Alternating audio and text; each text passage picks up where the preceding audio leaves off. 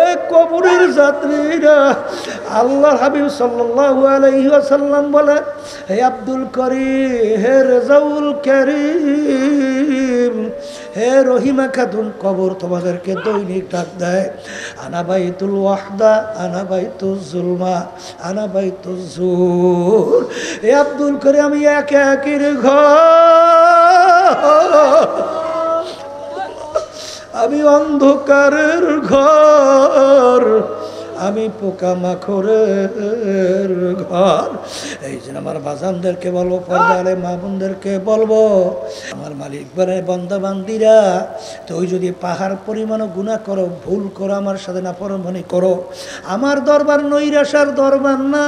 তুই যখন দুই চোখের পানি ছাড়বি, দুই হাত আমার দিকে তুইলা যখন করুণ সুরে দেলটাকে ভাইগা যখন তুই ডাক দিবি, আমার মালিক, গুনাহগার তোমার দরবারে হাজির, মালিক দয়া মায়া করে তুমি আমাকে মাফ করো। আমার মালিক বলে, তোকে শুধু মাফ করব তাই না, এমনকি তোর গুনাহকে আমি নেকের দ্বারা পরিবর্তন কইরা দেব। এ দুনিয়াদার পাগল, নামাজের ভিতরে যে কি মজা, রোজার ভিতরে কি মজা, আমার মালিকের জিকিরের মধ্যে কি মজা। একটু এই পথে চলো, না চললে বুঝানো কোনোদিন সম্ভব হবে না। আলা ওয়া ইন্না ফিল জাসাদি মুদগাহ, ইযা সালুহা সালুহাল জাসাদু কুল্লুহু ওয়া ইযা ফাসাদাত ফাসাদাল জাসাদু কুল্লুহু আলা ওয়া হিয়াল কলব। আল্লাহ রাসূল সাল্লাল্লাহু আলাইহি ওয়াসাল্লাম বলেন, প্রত্যেকটা মানুষের মধ্যে আমার মালিক স্পেশাল একটা গোশতের টুকরা দান করছে। কি টুকরা? আল্লাহ রাসূল সাল্লাল্লাহু আলাইহি ওয়াসাল্লাম বলেন, ওই গোশতের টুকরা যার ভালো হয়ে যায়, এক পর্যায়ে ওই মানুষটা ফেরেশতার চেয়েও সম্মানিত হয়ে যায়। আর ওই গোশতের টুকরা খারাপ হতে হতে এক পর্যায়ে ওই মানুষটা কুত্তা, শিয়াল, শুয়ারের চেয়েও খারাপ হয়ে যায়। আমি বলছি, আল্লাহ রাসূল বলছেন। আবার বলেন, আবার বলেন। ওই গোশতের টুকরার নাম হলো কলব। বলেন, মুখস্থ করেন। আর আমার ভাইদেরকে বলবো, পর্দার আড়ালের মা বোনরা যারা শুনছেন, এই কলবকে ভালো কইরে এই দুনিয়ার থেকে বিদায় নিয়ে কবরে যাওয়া লাগবে।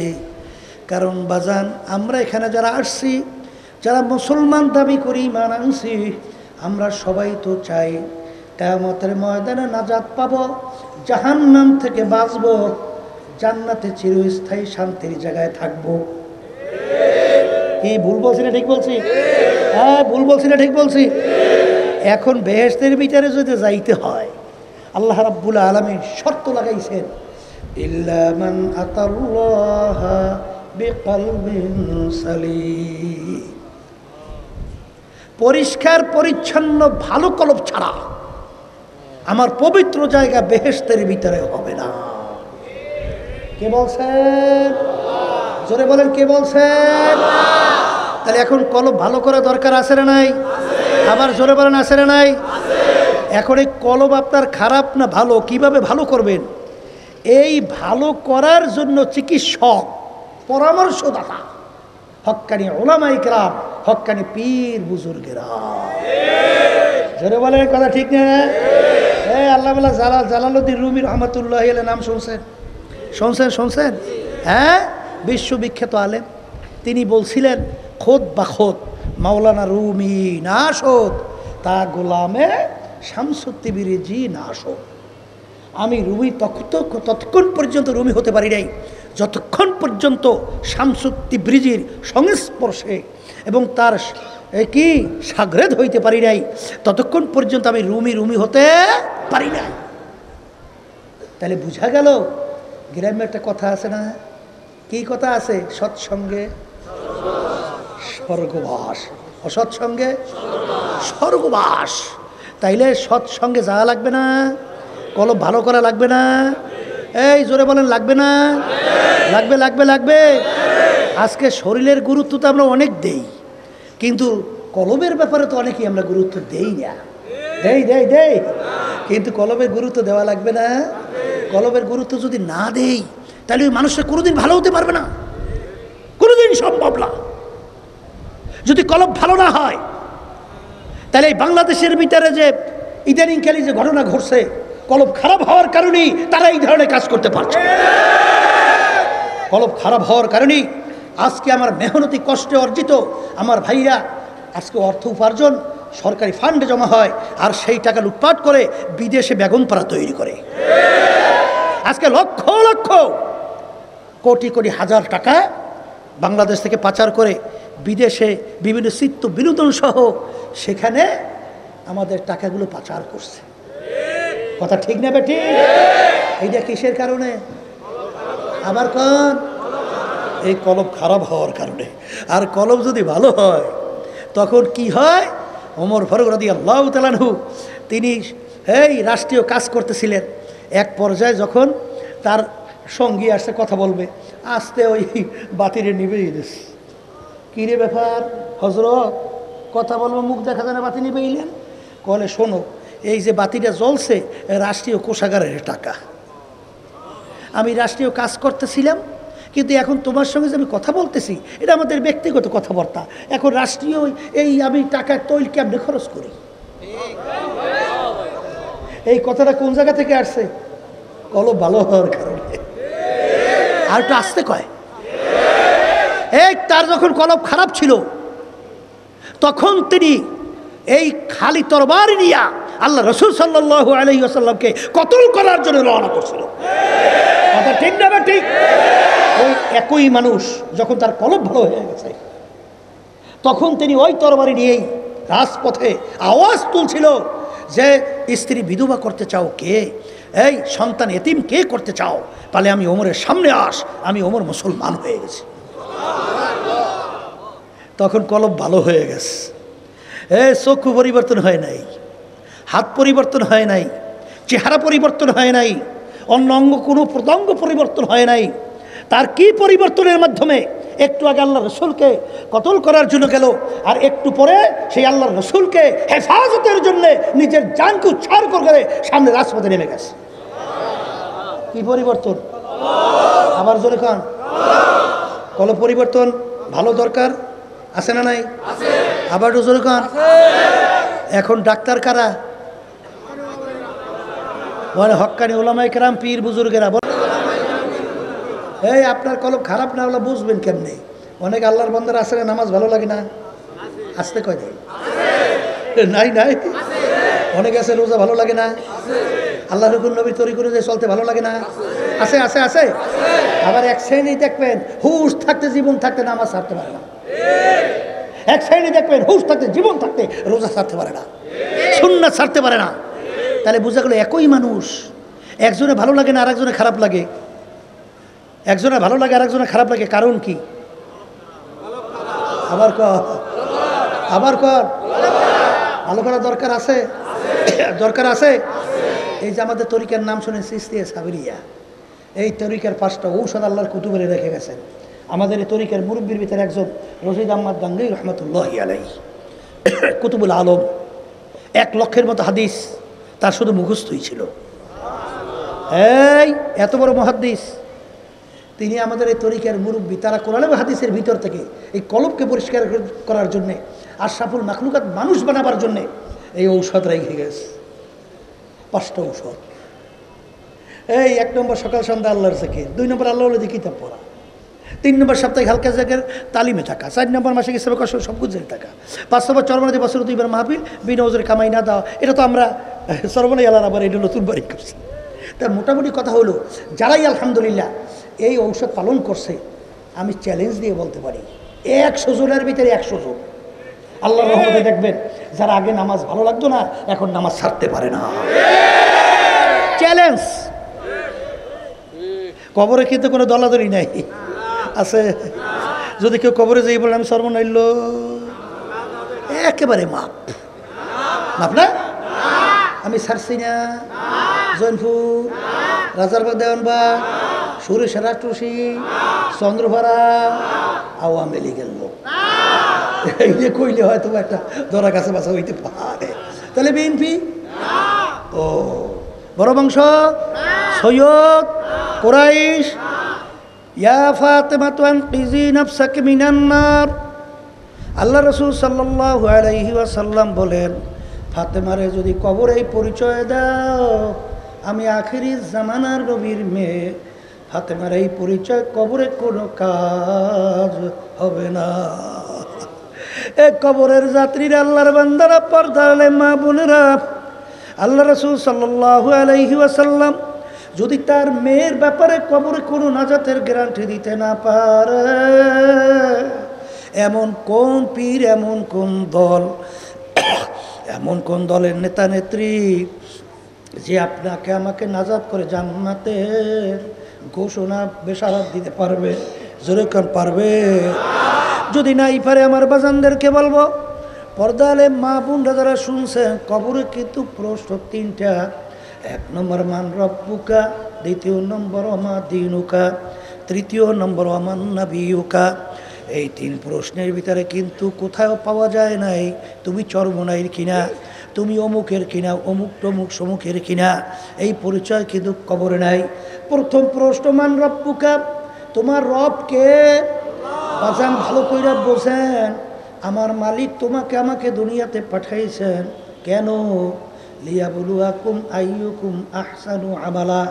পরীক্ষার হলের ভিতরে পরীক্ষার জন্যে স্বাধীনতা আমার মালিক দান করলেন। আম হিল হুম রুয়াইরা, আমি তোমাদেরকে স্বাধীনতা দান করলাম পরীক্ষা নেয়ার জন্যে। কারণ হলের ভিতরে ছাত্রছাত্রী যখন পরীক্ষা দেয় 3 ঘন্টা স্বাধীনতা আছে না নাই? প্রশ্ন দেওয়া হয়, পত্র দেওয়া হয়, 3 ঘন্টা যা মনে করে তা লাগবে, বাধা দেওয়ার কোনো আইন নাই। বাজার ওই সময় যদি কোনো ছাত্রছাত্রী প্রেম কাহিনী লেখে সময় নষ্ট করলো, গল্প কাহিনী লেখে সময় নষ্ট করে, বাজান কেউ কিন্তু কোনো বাধা দিবে না।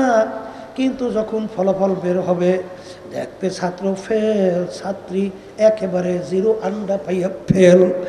এখন লজ্জায় ঘরের দরজা বন্ধ কইরা কাঁদে, কিন্তু ওই সুযোগ তো আর ফিরে আসবে না। এই জন্য আমার ভাইদেরকে বলবো, পর্দা আলে মা বোনদেরকে বলবো, আমার মালিক পরীক্ষা নেওয়ার জন্য আপনাকে আমাকে বাজান কি স্বাধীনতা দান করলেন। ও হাদাইনা হুম নাজুদাইন, স্বাধীনতা দান করে আমার মালিক 2টা রাস্তা তোমাকে আমাকে দেখাইয়া দিলেন। একটা রাস্তা বেহেশত, যার পরিণাম একবার ঢুকলে আর কোনোদিন বের করা হবে না। আর একটা রাস্তা হলো জাহান্নাম, যেখানে আল্লাহু আকবার শাস্তি এমন কষ্ট যেটা বিবরণ দিয়ে কোনোদিন বোঝানো সম্ভব হবে না। বাজান আল্লাহ রাব্বুল আলামিন আহলে সুন্নাত ওয়াল জামাতের আকীদা হলো বাজান যে ওয়ালিল আফআল ইখতিরিয়াতুন, মানুষকে আল্লাহ রাব্বুল আলামিন স্বাধীনতা দান কইরা শক্তি দান করছেন। তুমি যদি ডানের রাস্তায় বেহেশতের রাস্তায় চলতে চাও, আমার মালিক তোমাকে ওই রাস্তায় চলার শক্তি তোমাকে দান করবে। আর যদি কেউ জাহান্নামের রাস্তায় চলতে চাও, আমার মালিক পরীক্ষার হলে বাধা দিবে না, ওই রাস্তায় চলারও শক্তি আমার মালিক দান করবেন। কিন্তু এক কবরের যাত্রীরা মনে রেখো বাজান, দুনিয়ার যে কোনো কাজের ভিতরে 5 বার যদি কেউ ঠগ, আবার ওই কাজের ভিতরে চেষ্টা করলে জিতবার আশা করা যায়। বাজান কেউ ম্যাজিস্ট্রেট কোর্টে যদি ঠইগা যাও, আবার জজ কোর্টের ভিতরে আপিল করলে জিতবার আশা করা যায়। জজ কোর্টে ঠকলে হাইকোর্ট, সেখানে সুপ্রিম কোর্ট সিঙ্গেল বেঞ্চ, এরপরে সুপ্রিম কোর্ট ফুল বেঞ্চ, এরপরে প্রেসিডেন্ট কোর্ট, আন্তর্জাতিক কোর্ট, আরও ধাপ বাই ধাপ অনেক কোর্ট। কিন্তু এক কবরের যাত্রীরা, তোমার আমার সামনে আখেরাতের 5টা মামলা, মৌতের মামলা, কবরের মামলা, মিজান পুলসিরাত কিয়ামতের ময়দানের মামলা। এই মামলা যদি একবার কেউ ঠগ, দ্বিতীয়বার দুনিয়াতে আইসা আপিল কইরা জিতবার কিন্তু আর আশা নাই। এই জন্য আমার বাজানদেরকে বলবো, পর্দালে মা বোনদেরকে বলবো, বাজান ইতিহাস পইরা দেখো, সাহাবায়ে কেরামদের ইতিহাস পইরা দেখেন, আল্লাহর ওলিদের ইতিহাস পইরা দেখা। ওমর ফারুক রাদিয়াল্লাহু তাআলা আনহু মাওলার ভয়, জাহান্নামের ভয়, আমার মালিকের আযাব ও গজবের ভয়, কাঁদতে কাঁদতে গালে দাগ পইরা গেছিল। লোকেরা বলে আমি দাগ ভালো দেখায় না, ঔষধ লাগান ভালো হবে। তিনি বলেন সাথীরা, মালিক জিজ্ঞাসা করবে কি আমল নিয়ে আসছো? বলবো মালিক কাঁদতে কাঁদতে দাগ পরাই নিয়ে আসছি। আল্লাহর বান্দারা, ওসমান গনি রাদিয়াল্লাহু তাআলা আনহু বাংলাদেশের মতো প্রায় 350 দেশে রাজত্ব করলেন। তার ইতিহাস পড়লে দেখবেন, কবর দেখলে অনেক সময় এমনভাবে অজরে কান্না শুরু করত, কাঁদতে কাঁদতে দাঁড়ানো অবস্থায় ঠাস করে বসে পড়ত। লোকেরা বলে হযরত কবর দেখলে এরকম অস্থির কেন আপনি হন? তিনি বলে, ও আমার সাথীরা, আখেরাতের যে কয়টা ঘাঁটি তার প্রথম নম্বর ঘাঁটি হইল কবর। এই কবরে যার সঙ্গে ভালো ব্যবহার হবে, সামনের ঘাঁটিতেও ভালো ব্যবহারের আশা করা যায়। এই জন্য আমি কবর দেখলে সহ্য করতে পারি না।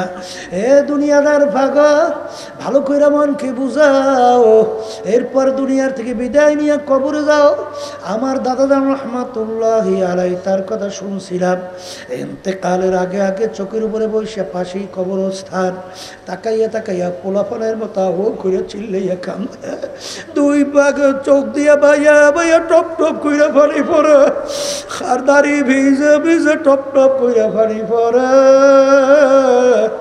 আর মালিকের দিকে ফিরা ফিরা তাকায় আর করুণ সুরে ডাক দেয় আর বলে, ওরে আমার মাওলার,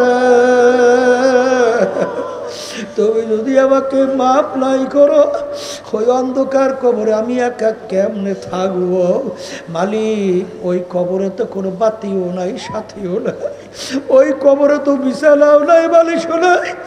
এ কবরের যাত্রীরা, আল্লাহ হাবিব সাল্লাল্লাহু আলাইহি ওয়াসাল্লাম বলে, হে আব্দুল করিম, হে রেজাউল করিম, হে রহিমা খাতুন, কবর তোমাদেরকে দৈনিক ডাক দেয়, আনা বাইতুল ওয়াহদা, আনা বাইতুল জুলমা, আনা বাইতুল জুর। হে আব্দুল করিম, আমি এক একের ঘর, আমি অন্ধকারের ঘর, আমি পোকামাকড়ের ঘর। এই জন্য আমার বাজানদেরকে বলবো, পর্দারে মা বোনদেরকে বলবো, এমন কোনো জাতি দুনিয়াতে নাই যেই জাতি পরকাল বিশ্বাস করে না। হিন্দুরাও পরকাল বিশ্বাস করে, খ্রিস্টানরাও পরকাল বিশ্বাস করে, ইহুদিরাও পরকাল বিশ্বাস করে, আমরা মুসলমান আমরাও পরকাল বিশ্বাস করি। কিন্তু বাজান, আজ পর্যন্ত মুসলমান জাতি ছাড়া অন্য কোনো জাতি দুনিয়ার ভিতরে গলা টান কইরা, বুক টান কইরা কেউ চ্যালেঞ্জের মাধ্যমে দুনিয়ায় টিকতে পারে নাই। বাজারে একমাত্র মুসলমান জাতি আমরা দুনিয়ার ভিতরে চ্যালেঞ্জের মাধ্যমে দুনিয়ায় বুক ফুলাইয়া টান কইরা বাস করতেছি।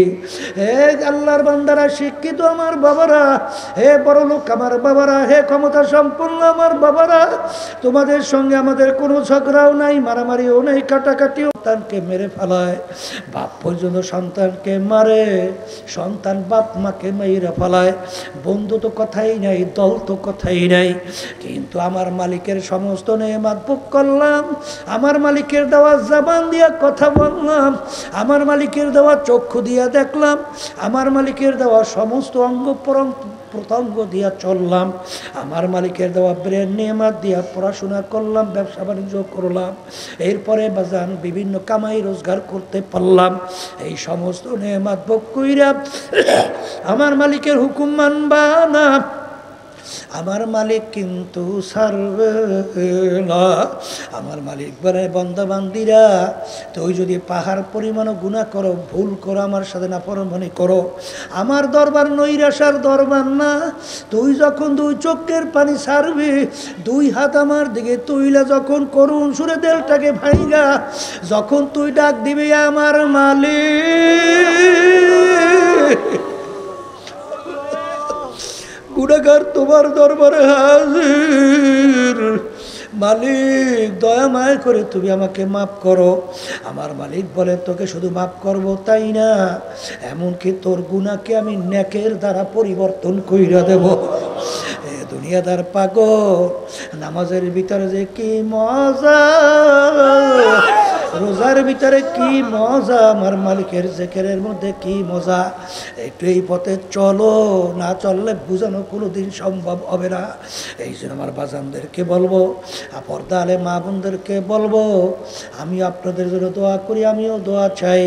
কারণ হায়াত মৌতের কোনো কিন্তু নির্ধারিত সময় নাই রে বাজার। এখান থেকে বাড়ি যেতে পারবা এরকম গ্যারান্টি কেউ দিতে পারে নাই, কেউ কোনোদিন পারবে না। কিছুদিন আগে দেখো হাজার মায়ের কোল খালি হয়ে গেল, বুঝতেও পারে নাই কীভাবে চলে গেল। দুনিয়াদার পাগল, এরকম একদিন আসবে দুনিয়ার সব শান শওকত থাকবে, তুমি আর আমি কিন্তু আর থাকতে পারবো না। এই জন্য আমার ভাইদেরকে বলবো, বাজান যখন মালিক মাহফিলে নিয়ে আসছেন, আমার মালিক তো তোমার আমার অন্তরের দিকে তাকাইয়া রইছে। বন্দাবন্দি যদি দিলটাকে ভাইগা মালিকের কাছে যদি নিজের অপরাধের কথা মনে কইরা যদি মাপ চাওয়ার মতো চাইতে পারো, আমার মালিক না মাপ না কইরা পারবে। আল্লাহুম্মা এ ঘরের মেয়ে লোকেরা হাত উঠাও, গুনার কথা মনে করো, দুই চোখের পানি ফালাও, আমার মালিকের দরবারে কান্দাও আর মাপ চাও। যদি কান্না না আসে, মন কি বুঝাও রে মন? একদিন এই ঘরের দরজা দিয়ে নতুন বউ হইয়া উঠছিল রে মন। কত মেয়ে লোকে শরবত খাওয়াইলো, কত মেয়ে লোকে বাতাস করলো। আবার এমন একটা দিন আসবে এই ঘরের দরজা দিয়া মরা লাশ হইয়া বের, ছেলে কানবে মামা করে, মেয়ে কানবে মামা করে, জবাব তো আর দিবে আল্লাহ। আপনি তো মাঠের দিকে চাইয়া দেখে আপনার বান্দারা কিভাবে কাঁদবে। মালিক আমাদের ছেলেও মরে নাই, মেয়েও মরে নাই, গুনাহ করে বসছি রে, মাফ করে দেন গো মাওলা, মাফ করে। আল্লাহর বান্দারা জোর করে কান্দে, জোর করে কান্দে। সন্তান মারা গেলে চোখে পানি আসে, সম্পদ নষ্ট হয়ে গেলে চোখের ভিতরে পানি আসে। তোমার আমার গুনার কারণে যে জাহান্নামের আগুন জ্বলছে, ওই জাহান্নামের আগুন চোখের পানি ছাড়া ঠান্ডা হবে না। আল্লাহ যাদের ছিলেন মাহফিল হইল, যারা মাহফিলের জন্য চেষ্টা কাটনি সাহায্য করলো, আমরা যারা মাহফিলে উপস্থিত হয়ে গেলাম, আমাদের সবাই উপরে খাস মেহেরবানি নাজল করেন আল্লাহ। আমাদের আম্মা আব্বা দাদা দাদা নানা আত্মীয় স্বজনরা অন্ধকার কবরে শুয়ে রয়েছে, মালিক আমরা দোয়া করলাম তাদের কবরকে বেহেশতের বাগান বানায়া দেন। সুবহান রাব্বিকা রাব্বিল ইজ্জাতি আম্মা ইয়াসিফুন ওয়া সালামুন আলাল মুরসালিন ওয়ালহামদুলিল্লাহি রাব্বিল আলামিন। কেউ